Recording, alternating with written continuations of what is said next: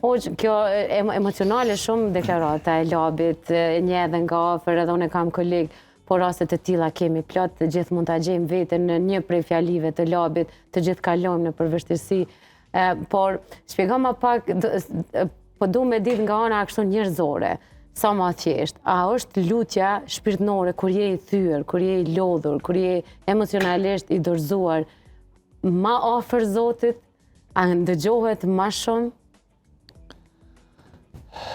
Tani ke shty me mendu pak në rrugtimin e Muhammed Mustafas a.s. pejgamberit tonë të dashur, për të realizuar misionin të cilin e kishte ngarkuar Zoti Fuqiplot, dhe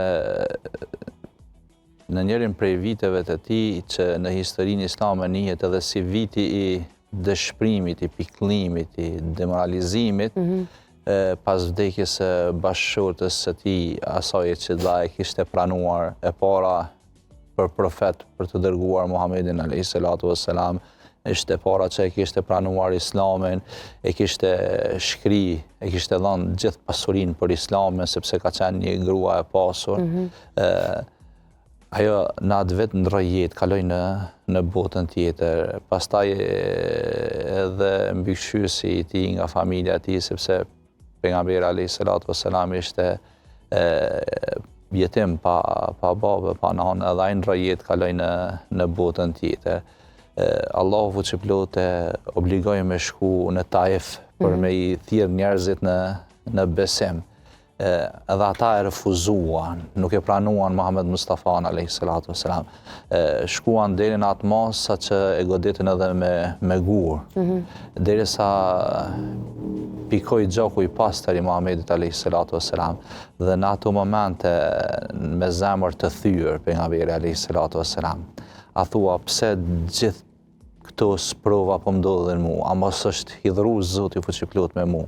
Tha, Zot, nëse këto çka janë kanë vinë njëra pas tjetrës, më kanë hidhru, më kanë piklu, veç me një kosh, nëse këto vinë si hidhrim, yti ndaj meje. Mirë, po nëse janë sprova që kemi mi kalu gjithë se cilë njeri, sepse ne kemi mi kalu sprova në këtë botë, me dashje apo pa dashje, edhe hoxh, edhe haxhi, edhe xhamatlinë në përgjithësi, edhe i pasur, edhe i varfër, do t'i kalon sprovat në këtë botë kalimtare, sepse kjo është botë e krijuar, ndërtuar me sprova. Atëherë Zoti Fuqiplot për t'ju përgjigjur pejgamberit tonë të dashur, erdhi Xhibrili dhe i tha, nëse ti dëshiron t'i bashkojmë këto dy kodra, për çështjet hakmarrjes ndaj atyre njerëzve të cilët e refuzuan, jo vetë që e refuzuan, po edhe treguan arrogancë, tek e fundit në fe nuk ka dhunë. Mund të mos pajtohesh me mua dhe unë të mos pajtohem me ty. Mirë, po ta lëndojmë njëri tjetrin, qoftë shpirtërisht, qoftë fizikisht, nuk është në rregull. Ata lënduan pejgamberin a.s.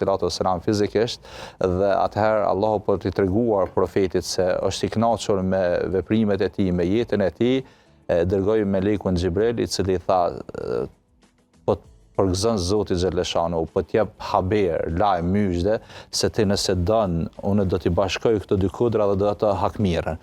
Mirë, po pejgamberi a.s. si njeri i butë, si njeri bujar që ishte, që ja donte të mirën jo vetëm ummetit islam, po njerëzimit në përgjithësi, që t'ishe gjithë afër të unifikuar në besim të Zoti Fuqiplot, atëherë tha jo, se ndështa prej këtyre njerëzve do të ketë njerëz të cilët do ta falenderojnë Allahun xhaleshanuhu, do t'i kthehen Zotit. Dhe sot asaj dite në advent ka njerëz të cilët e falenderojnë Zotin si rezultat i butësisë së Muhamedit a.s. Mirë, po megjithatë edhe zemra e pejgamberit a.s. ishte pikëlluar, ishte thyer, edhe lutja që ja kishte bërë pejgamberi a.s. ishte në momente kritike, momente të thyerjes, të dëshpërimit. Do thotë edhe pejgamberët kanë kaluar nëpër sprovat e tij, nëpër vështirësi. Madje kemi edhe ngjarjen e Jakubit a.s.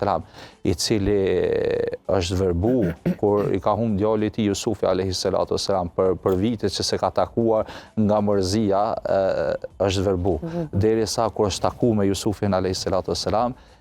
pas një kohe të gjatë i ka thonë, po çka je mërzit kaq shumë o baba jem, a nuk e ke ditë që ne kemi edhe një pikë takim tjetër, në botën tjetër, ka thonë po, në ata e kam ditë edhe besoj edhe jam i paluhatër, mirë po nuk e kam ditur sa do të qëndrosh ti në besim. Gojlja ka bo gjithmonë prindi e vladit, apo qëndron te i pathyshëm se mërzia ka ardhë, unë e kam ditë se kemi mu taku, edhe realisht sprovat edhe këto farë të lashes shëndetësore vinë kur ne jemi të mërzitur. Inshallah, Allahu nuk na ngarkan me mërzia të mëdhaja, Rabbel Alamin.